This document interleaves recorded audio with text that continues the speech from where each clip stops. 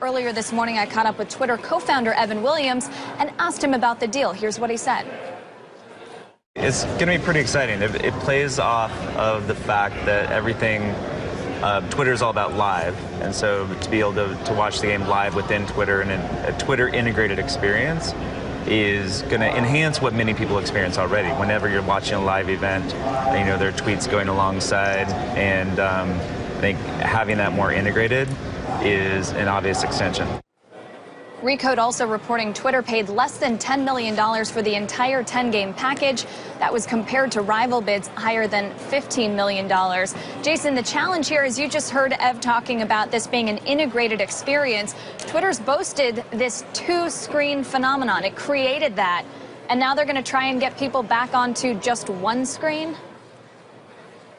Yeah, I think what this is targeted at, and remember, it's not an exclusive deal. So this CBS, NBC will have these programs as well, and they control the majority of the ad inventory. So Twitter is incremental audience as far as the NFL is concerned.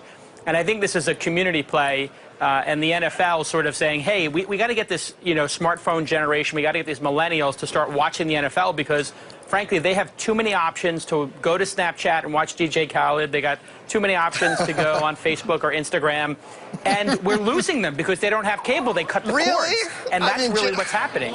Jason, really, it seems like the NFL audience is the one audience that's not getting lost here. I mean, the popularity of the sport of the broadcasts are off the charts. There was competition for that. I mean, is there the possibility that this is going to end up actually being a cost and a loss for Twitter unless they dramatically accelerate their product development and figure out how to keep these logged out eyeballs that are potentially going to come to them during these games? They got to keep them. They got to monetize them later because this is non-exclusive content, as you mentioned, that people are going to be able to watch without really committing to Twitter.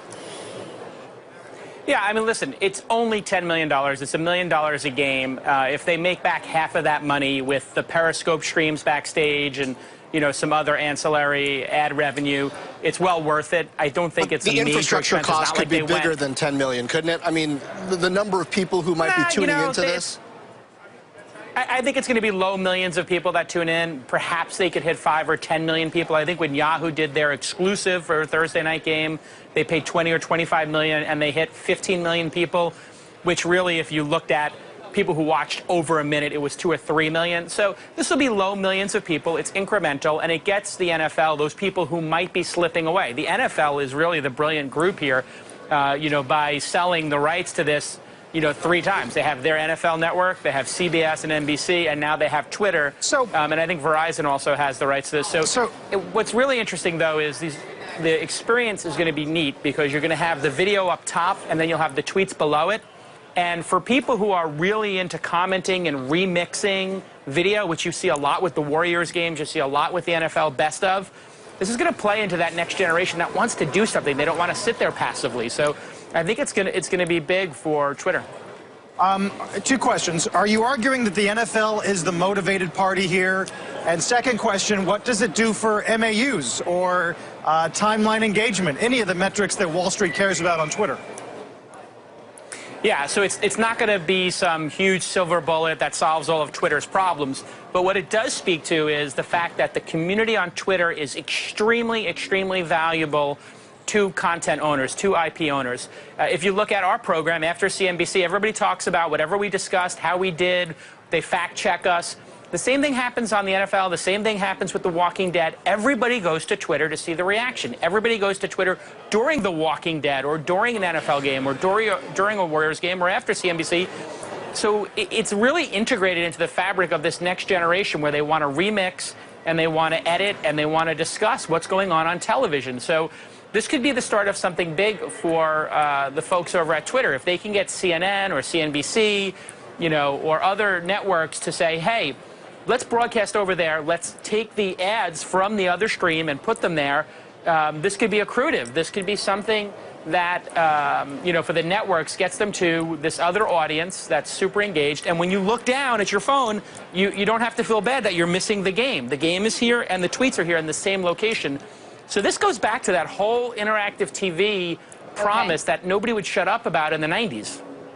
Well, I did ask Ev if this was the beginning of users having to pay for premium content on Twitter. He wouldn't go there, but we're still waiting to see some of those finer details. Jason, moving on, though, to Tesla, which just days after announcing record pre-orders for the new Model 3, the company now announcing that its deliveries for the fourth quarter missed what the company expected. It said delivery delays were a result of supplier shortages and, quote, Tesla's hubris in adding far too much new technology. The shares were down sharply after hours. They're down just about 1/3 of 1% right now, Jason. Is this a short-term blip for Tesla? Can they overcome this and re-ramp production for their other models? Yeah, I mean, if you look at the tremendous success of the Model 3 launch, you're talking about over $10 billion in pre-orders, people putting $1,000 down, hundreds of thousands of them ordering in the first 3 or 4 days. Tesla just changed the entire game. It's the largest Kickstarter, the largest pre-order in the history of the universe. And I think Tesla learned a really big lesson with the Model X, which is Elon is constantly trying to do things that break new ground and are phenomenal in terms of people's expectations. He's like the opposite of, say, Marissa at Yahoo, which is like they don't release any products. You know, Elon comes up with too many crazy ideas. The Falcon doors were insane. They're incredible and completely unnecessary. And so that, I think, you know, they're finally admitting, like, oh, maybe we did too much with that car, the Model X, that is. And now they are on an absolute jihad to make the $35,000 car easy to produce, quick, and affordable. And the world is responding. This is unprecedented that hundreds of thousands of people would put down a $1,000 deposit. Right, and it really gives me hope for humanity. But they're learning these things as a company as they go, and as hopeful, Jason, as you might be for the signs that we've seen in the Model 3, it's a publicly traded company, and you do have to wonder if they should get out of the business of giving guidance. You know, who could have ever given the guidance that they're going to sell 300,000 or 400,000 pre-orders? I mean, this is unprecedented territory. So, you know, if you're going to be in a stock like Tesla, which, you know, Jim Cramer on this network was like, sell it, sell, sell, sell, sell, sell, sell. You know, but Jason, it's one of those stocks. It's like a black swan. Nobody ever anticipated a company could sell 300,000 or 400,000 cars in advance. This car will come out a year into Donald Trump's presidency. This becomes a problem at a certain point, though, this execution. They got to execute very nicely, very crisply on this gigafactory for batteries. They've got to execute so much more crisply on Model 3 because the volumes and the demand are so high, even compared to the X, which now they're saying they stuffed too much technology into. I mean, a skeptic would say, well, you know, Tesla's always got an excuse for why they're missing the deliveries, while they're missing deadlines, and the stakes keep getting higher. And right now, the valuation reflects crisp execution that they still haven't really turned in yet. Okay, keep in mind one thing. I would disagree with the crisp execution. Yes, the Falcon doors, they overreached. But if you look at the Model S, that was the highest rated car in the history of Consumer Reports. It was car of the year. It was phenomenal. We were sitting here 5, 6 years ago with everybody saying, this is the stupidest idea ever. Consumers don't want electric cars. There's range anxiety. All of those questions have been answered. So I would argue that we're now going to go into the golden era of Tesla, and when it's obvious that people are lining up, you know, for days in advance to put a $1,000 deposit, that they have tapped into something. And I think what they've tapped into is the fact that people believe in global warming. People believe that we need to get off fossil fuels. That's the big message here, is that this transcends people's economic interest to buy this car. Keep that in mind. You could buy a cheaper gas-powered car, and we are at all-time record lows for oil.